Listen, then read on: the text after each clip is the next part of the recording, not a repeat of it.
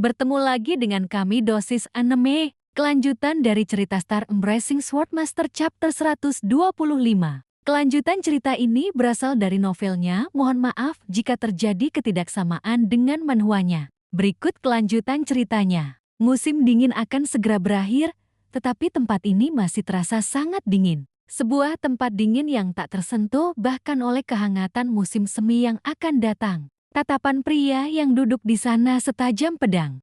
Apakah itu satu-satunya alasan Anda datang jauh-jauh ke sini untuk mengoceh omong kosong seperti itu? Satu-satunya adipati di utara.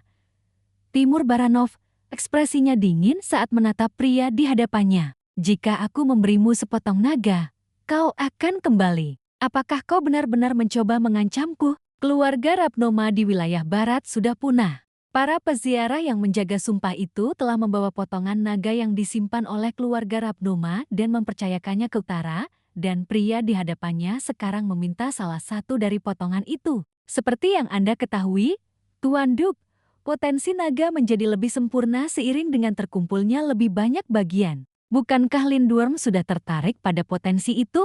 Tentu saja, jika menyangkut naga, mereka tidak bisa menyembunyikan apapun dari naga-naga itu. Pelayan yang dikirim oleh Ordo Satria Pembunuh Naga, Debios, telah memahami bahwa Timur memegang dua bidak. Kami, Dragulia, akan berbagi beban itu. Mohon jangan salah paham dengan tawaran kami. Meskipun kepalanya tertunduk dalam-dalam, apakah ada ketulusan di baliknya ataukah itu hanya ilusi? Tatapan Timur pada Debios semakin dalam. Saya percaya bahwa keluarga Baranov akan mampu menyelesaikan masalah ini selama Adipati Besi hanya memperhatikan wilayah utara dan bukan naga itu. Alis Timur berkedut mendengar usulan Debios. Pada akhirnya, keluarga Dragulia memaksanya untuk membuat pilihan. Sepotong dari naga atau Baron Uthman. Namun apapun pilihannya, itu hanya akan menjadi kekalahan pahit bagi Timur. Besi tidak berubah. Tatapan pria di bawah, dengan kepala tertunduk, tampak mengancam. Merpati yang dikirim oleh naga. Pesan yang dibawa oleh burung merpati itu masih berbau darah. Sumpah kepada ahli pedang kemungkinan besar akan sama. Timur menepis keraguannya dan menggelengkan kepalanya seolah mengusir pikiran-pikiran itu. Setelah mengambil keputusan, dia perlahan bangkit dari tempat duduknya dan mendekati Debios.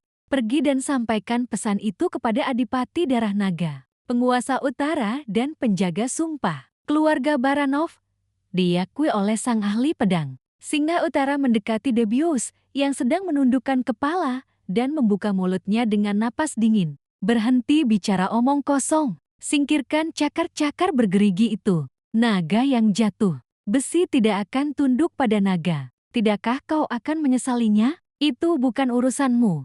Dia tidak hanya mengambil keputusan ini karena sumpah. Sebagai penguasa yang rasional, dia percaya bahwa itu adalah keputusan yang tepat. Dia tidak bisa menyerahkan potensi itu kepada seekor naga yang diikat dengan tali di lehernya. Untuk keluarga Uthman, kami juga akan menawarkan dukungan kami. Kami tidak bisa berdiri bahu-membahu dengan mereka yang telah menerima makhluk jahat. Keluarga yang memimpin salah satu poros aliansi utara yang dulunya kuat telah membusuk.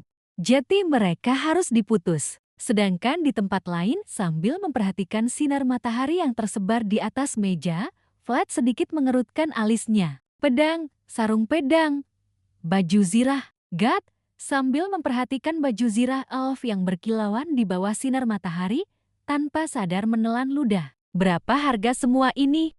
Pergi saja. Melihat orang kurang ajar itu mencoba menetapkan harga untuk baju zirahnya, Vlad menendang Gat menjauh dari meja. Tidak.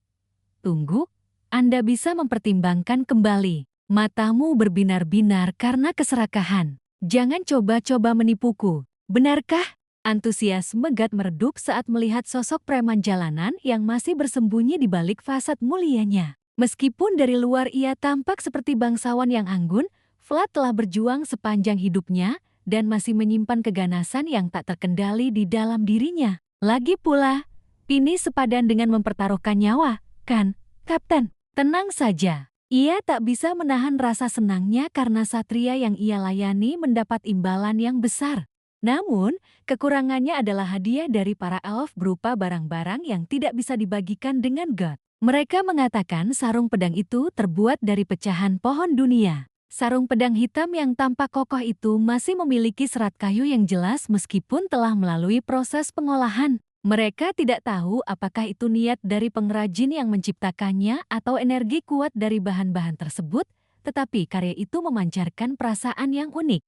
Baju zirah yang disediakan oleh para elf tampak ramping meskipun jelas terbuat dari besi. Ini mungkin karena ada banyak bagian kosong di sana-sini untuk menekankan kelincahan dan baju zirah rantai ini. Namun, meskipun terdapat banyak bagian kosong pada baju zirah tersebut, tampaknya tidak perlu terlalu khawatir. Armor bagian dalam yang terbuat dari perak itu berdesir lembut saat menjuntai ke bawah.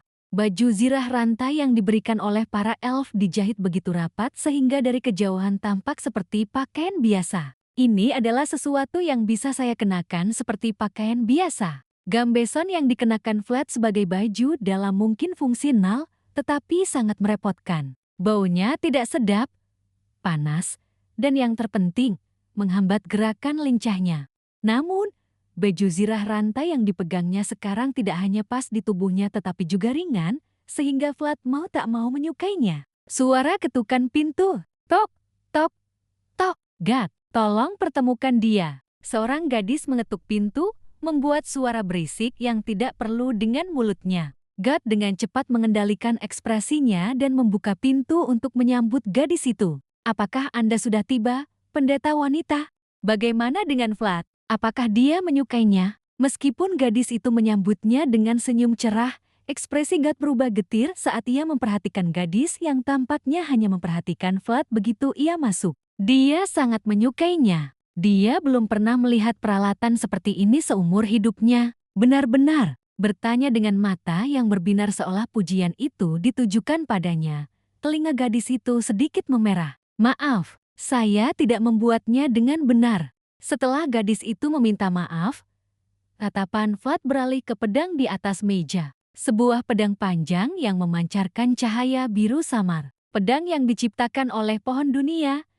Gadis itu dan roh-roh muda dengan memukuli meteorit mungkin bentuknya kasar, tetapi pedang itu tampaknya memiliki kekuatan yang luar biasa. Itu karena ini pertama kalinya kami melakukannya. Kami tidak membuatnya dengan benar. Namun, meskipun memiliki bentuk yang serupa, pedang di hadapan mereka tidak dapat disebut sebagai produk jati. Hal itu tidak bisa dihindari karena ini adalah pertama kalinya para pemuda mencoba ritual ini berdasarkan catatan yang samar-samar. Kakek bilang dia sudah menajamkan pisaunya tapi tidak mengeraskannya dengan benar. Meskipun begitu, kurasa pisau ini masih bisa digunakan. Tanpa disadari, dia mengetukkan ujung kakinya ke tanah dengan bunyi klik.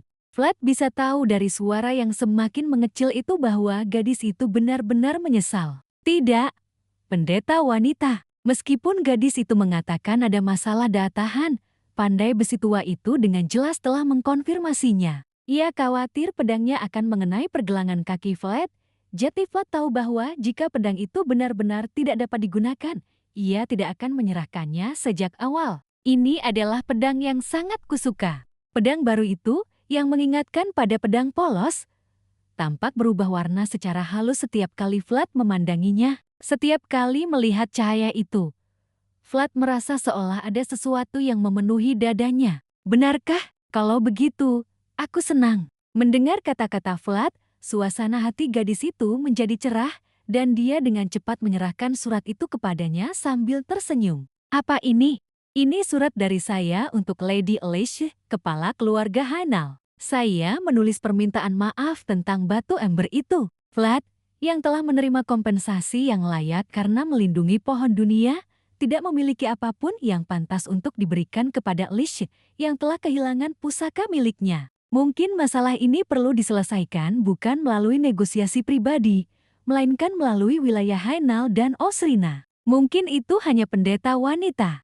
Tokoh sesepuh agung juga termasuk di dalamnya. Jadi begitu, dia merasa tidak nyaman mengantarkan surat dari gadis yang tidak tahu kemana surat itu akan dikirim. Namun, jika surat dari sesepuh bijak Jeronimo juga disertakan, ia bisa merasa tenang. Mungkin sebentar lagi kita akan mengirim utusan ke Hainal dan Dobretti. Aku juga ingin bertemu dengan roh-roh di sana. Dipahami, jika para elf tetap ingin menjalin hubungan dengan manusia, akan bijaksana untuk membangun ikatan dengan para penguasa yang relevan. Selain itu, bagi Lishe yang hanya memiliki sedikit tempat untuk diandalkan, pengaruh Hosrina, meskipun jauh, mungkin dapat memberikan sedikit penghiburan. Dan ini, berbeda dengan surat itu, ada sebuah catatan yang dilipat rapi.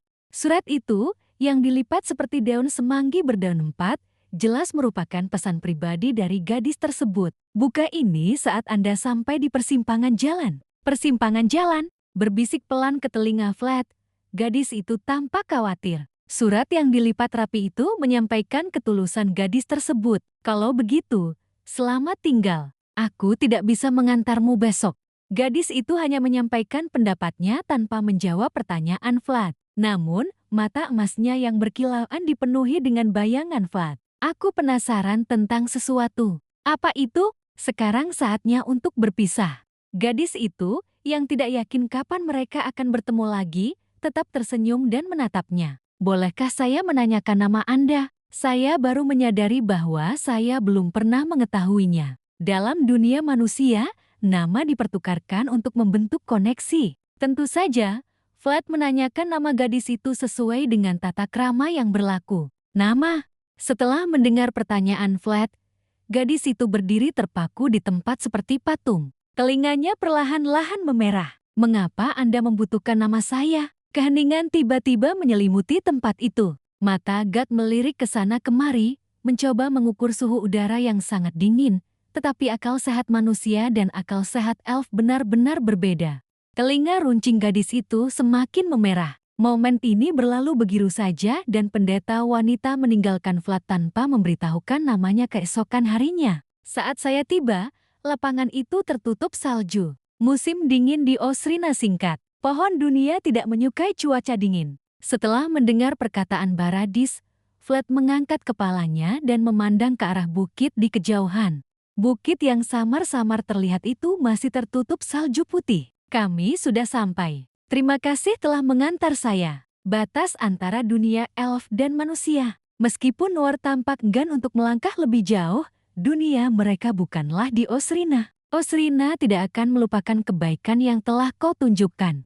Meskipun mengungkapkan rasa terima kasih, suara Baradis terdengar anehnya kaku, menunjukkan bahwa menanyakan nama gadis itu agak mengganggunya. Bagi para elf, konsep nama jauh lebih sensitif daripada bagi manusia, jadi berhati-hatilah di masa mendatang. Dipahami, Baradis memperkenalkan dirinya sebagai Baradis, tetapi dia menyebutkan bahwa itu bukanlah nama aslinya. Mungkin menanyakan atau mengungkapkan nama adalah hal yang sensitif bagi para elf.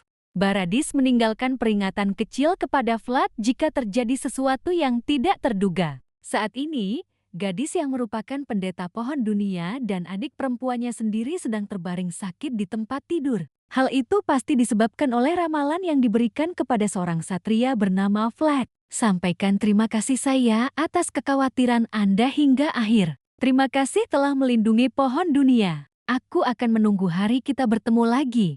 Setelah Baradis mengucapkan selamat tinggal, roh-roh yang menunggangi punggung War mulai turun dengan suara gemerisik sayap, ekor, kepala, dan sebagainya. Setiap bagian yang bisa digoyangkan dikibaskan sebagai tanda perpisahan kepada satria yang berangkat ke Osrina. Baiklah kalau begitu, saya permisi dulu. Sambil melambaikan tangan dengan ringan ke arahnya, sang penjaga hutan dan para roh mengucapkan selamat tinggal kepada Vlad. Mata Vlad menangkap pemandangan pohon raksasa yang berdiri di belakang mereka. Meskipun kini jauh dan samar, cabang-cabangnya bergoyang tertiup angin. Ayo pergi. Ya, Kapten. Satria dan pengawalnya berpaling. Di belakang kuda hitam itu, sebuah bendera putih mulai berkibar. Di salah satu sisi bendera itu terdapat sebuah labang yang sangat mirip dengan pohon dunia yang terlihat sekarang. Tapi Kapten, kita akan pergi kemana dari sini? Wajar saja jika pengawal Vlad, God, menanyakan tentang tujuan mereka selanjutnya. Lagi pula, Vladlah yang telah menetapkan tujuan sejauh ini, meskipun tujuan tersebut belum sepenuhnya jelas. 3 jalur bercabang. Namun, suasana di sekitar Flat di persimpangan jalan itu dipenuhi dengan ketidakpastian. Dahi Flat berkerut saat dia mencoba menguraikan isi catatan itu. Jika kita berbelok ke kanan, kemana arahnya? Dari situlah kami berasal. Melewati jalan ini akan membawa kami ke Dubrehti melalui Tanoboya. Jika kami kembali ke Shoara, inilah jalannya. God sepertinya berharap dalam hati mereka akan berbalik, tetapi Flat diam-diam menoleh ke arah jalan tengah. Bagaimana jika kita lewat jalan ini? Jika kita mengambil jalur tengah? God dengan cepat mengeluarkan peta dan menjilat bibirnya. Sepertinya kita akan melintasi wilayah tengah. Kota terdekat untuk saat ini adalah Marsha. Kalau begitu, mari kita lewat sini. Flat, yang memegang catatan yang diberikan gadis itu kepadanya, meraih kendali Noir dan menuju ke jalan tengah. Mengapa catatan itu mengatakan untuk tidak belok kiri? Jika kita belok kiri, apa yang ada di sana? Noir dan kuda God bergerak di sepanjang jalan terlebar. Setelah berjalan begitu jauh hingga mereka tak bisa melihat persimpangan lagi, Flat akhirnya berbicara kepada God dengan suara lembut. Saya sudah melihatnya tadi. Jika kita belok kiri, kita akan menemukan jalan menuju ibu kota, Brigantes. Benarkah begitu? Ya, mungkin lelaki tua itu sedang menuju ke arah sana. Flat, yang teringat akan kata-kata Oges dari God, merasa nafsu makannya berubah menjadi buruk tanpa alasan yang jelas. Dia telah menginstruksikan Flat untuk menemukannya siapapun yang datang ke Brigantes, jadi dia mungkin mengikuti perintah God dan menuju ke ibu kota. Kita harus memeriksa daftar pembunuh naga nanti. Flat dengan tenang menutup mata kirinya dan membakar catatan yang diberikan gadis itu kepadanya. Saat potongan-potongan kertas itu berkibar tertiup angin tertulis, "Jangan pernah belok kiri dalam keadaan apapun." Tulisan kecil pada catatan yang terbakar itu bukan berisi rasa terima kasih atau perpisahan dari gadis itu kepada Flat, melainkan sebuah peringatan keras. Inilah akhir dari novel Star Embracing Swordmaster chapter ke-126. Sampai jumpa di chapter selanjutnya. Terima kasih sudah menonton. See you next video.